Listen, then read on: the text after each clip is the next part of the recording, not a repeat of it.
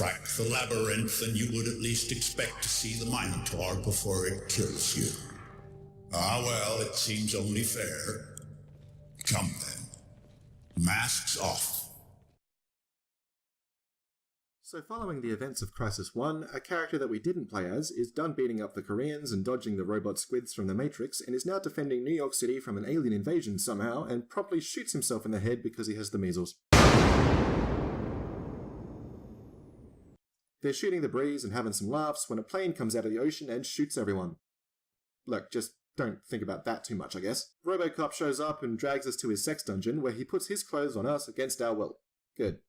What follows would probably be better suited in an 80s action movie because it's wall-to-wall explosions and gun violence against waves of generic masked henchmen from that point forward.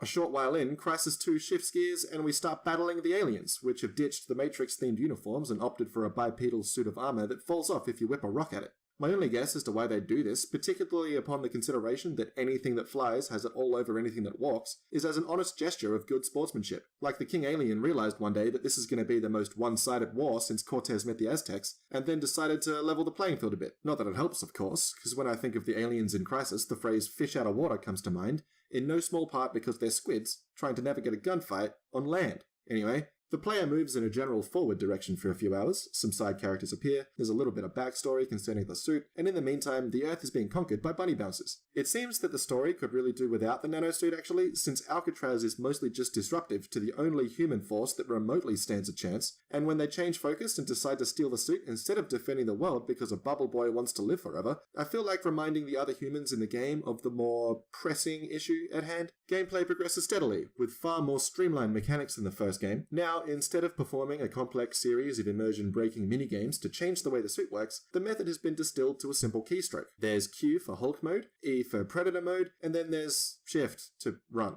Apparently the strength and speed modes didn't make the cut this time, which is a shame, since I like lobbing explosive barrels rigged with C4 into a crowd of people. And I mean, you can still do that, but the suit doesn't light up red, so it's literally unplayable. Apparently these changes to mechanics were made to make the game more easily adaptable for consoles, which, in my opinion, is like changing basketball so it's played underwater to make it more adaptable for fish. While complexity doesn't necessarily add anything to games, certain undeniable facts of gaming need to be recognized here. RTS games are unplayable with a controller, and FPS games can and should deviate from the usual crouch, sprint, jump, auto-aim basket of entry-level mechanics. And just because console players can't handle having more than 5 buttons, doesn't mean that we all need to be brought down to that level. Anyway, half-dead RoboCop decides he's done dicking around with the private security firm and heads off to deal with the, let's face it, totally overwhelming might of a far superior alien force. It's here that I have my first real gripe with the game, because I was able to carefully move from point to point through a very inviting battlefield and stealth my way to the end zone without having a big gunfight. This is all well and good if you want to be that kind of spineless, conflict-avoidant coward like so many other super soldiers, but I found myself wondering why I didn't want to have that fight, and I realized I was getting bored. Cause see, by the time you get to the last few missions, you can no longer be cheeky and experiment with mechanics like flying explosives or that kind of thing. It's strict gunplay and precision timing and movement because otherwise you'll get your shit mixed.